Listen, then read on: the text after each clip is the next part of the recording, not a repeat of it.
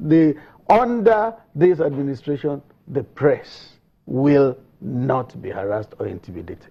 Where is the anti-corruption fight of President Muhammadu Buhari? I think he's well and alive. Really? Well and alive. I understand that Mr. Magu's name has been represented to the National Assembly as the chairman of the EFCC. Well, until maybe the Senate President reads a letter from the President announcing that Magu had been represented. Nobody. So you are not aware whether or not his name has been represented? I am not aware. I mean, one we wonder, why is the President really interested in keeping him? Or why has it been quiet all of these weeks that Mr. Magu's name was rejected by the National Assembly? You know, that normally will not pass through my office. It will pass through the Attorney General of the Federation, because the Attorney General also supervises the anti-corruption agencies.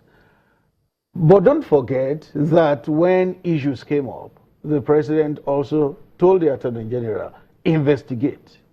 And about 2 weeks ago, the Attorney General submitted the report of his investigation. So the President will act. You are not privy to that report? No, because the President has not shared it with me. I speak on whatever the President has shared with me. Because there are also allegations of corruption within the President's cabinet. For example, the Secretary to the Government of the Federation.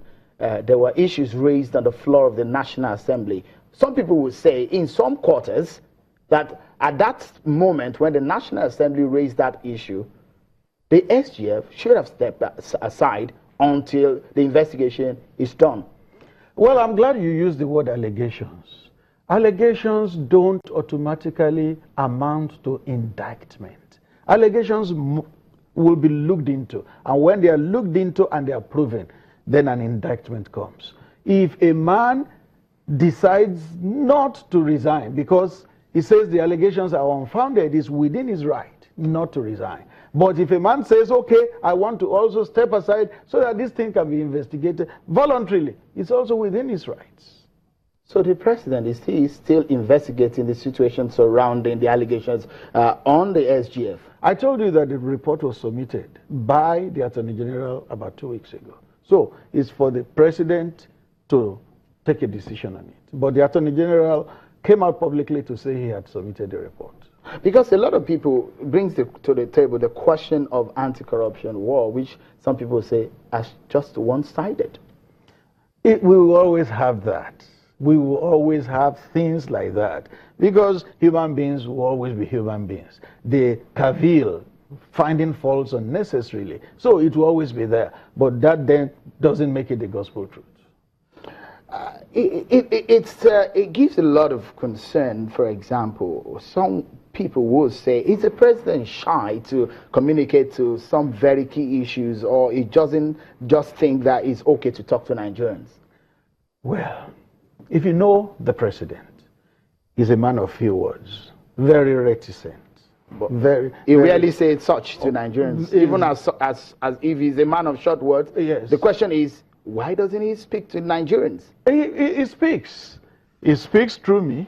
He speaks through Garba Shehu. He speaks through Alhaji Lai Mohammed, who is Minister for Information. He speaks through many channels. There are many people that speak on behalf of the President. Maybe it's not the kind of speaking that we're talking about, you're referring to, Mr. Adesina. Yeah. We're talking about when there are deaths, the people want their president, their leader, to come forward and speak words of hope to them. But the President had spoken more when he was outside of the country.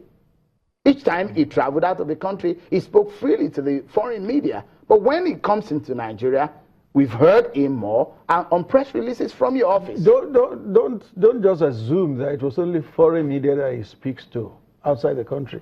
You have Nigerian media, even on such trips. There's no time we travel that we don't go with Nigerian media. So it's not necessarily the question of the critical issues and why he doesn't speak to them.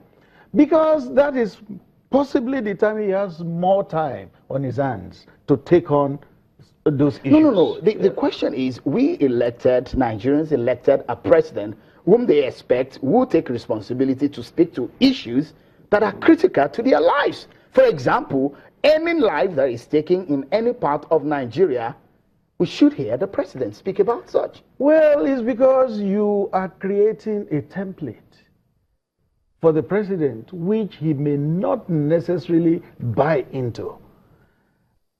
Each president can determine his own template in that area. Not when, I mean, I'm talking about when lives are lost, Mr. Adesina. Oh, yes, when lives are lost and statements have been issued on his behalf.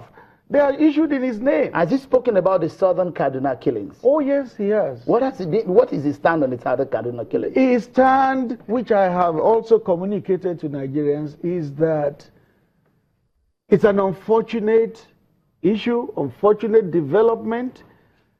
But don't forget, the police is a federal institution. The military is a federal institution. They cannot be deployed without the authority of the president. And he has said, do all that is necessary to be done to ensure that peace returns to Southern Kaduna. There are some people who speak through their actions more than through their words. The president is somebody like that. I would tell you, Mr. Adesina, Nigerians want to hear the president speak to critical issues in the coming days. Unnecessary. As necessary. You should advise him to do that. As necessary. Many thanks, Mr. Adesina, for talking to us on Channels Television. Thank you.